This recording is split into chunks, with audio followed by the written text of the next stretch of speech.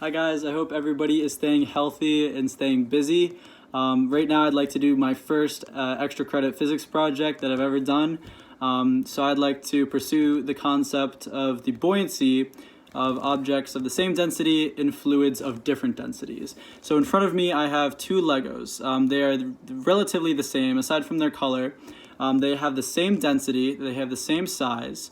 And I will be putting them in a bowl that I'll fill with water and a bowl that I'll fill with salt and water. The salt's already in there. There's a lot of salt in there. I used iodized salt for this one, which is different than table salt, which is good because your parents won't get mad at you if you use iodized salt because table salt is pretty expensive. So we'll put water in there, and then we'll put water in here. And then it's important to mix the solution with the salt and the water. This way the mixture will have the combined density of the water and the salt, which will make it have a higher density than just regular water. So as we mix this, it kind of looks like milk. And you can see the salt accumulating on the bottom.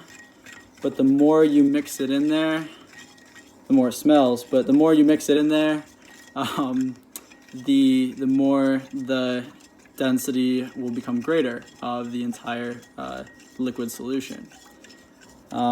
So after a good amount of mixing, I don't think I'll be able to mix all of it, but that is certainly a lot. So just to have the different colors, I'll put the red one in the salt mixture and the green one in the regular water. So ready, 3, 2, 1. All right, this one has a little air bubble in it. There we go. All right, so as you can see, the mixture with the salt water, I'll just push it down just to show you how air bubbles don't really affect this one as much as they did the other one.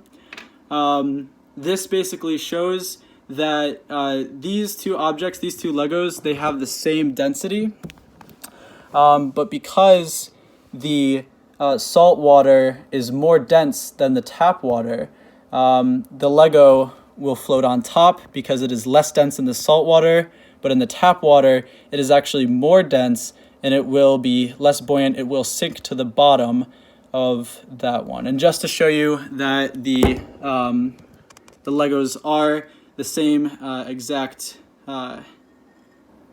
things. One isn't heavier than the other. Then I'll switch them and I'll drop them again. Now the green one will go in the saline mixture and the red one will go in the regular tap water. 3, 2, 1. All right, so in that case, the red one just fell right to the bottom.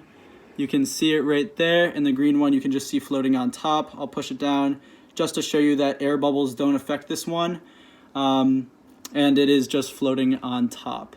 So once again, in both instances, because the salt water has a higher density than regular tap water, and because these two Legos have the same density, the Lego density here is actually less than the heavier salt density down here, and over here in the tap water, the density of the Lego is actually larger than the actual water, so it sinks to the bottom, and that's about it. That's the analyzing right there, and I hope that gets me a couple extra credit points. So I hope everybody again stays healthy and stays safe in all this, and I hope your extra credit projects are great too. All right, bye.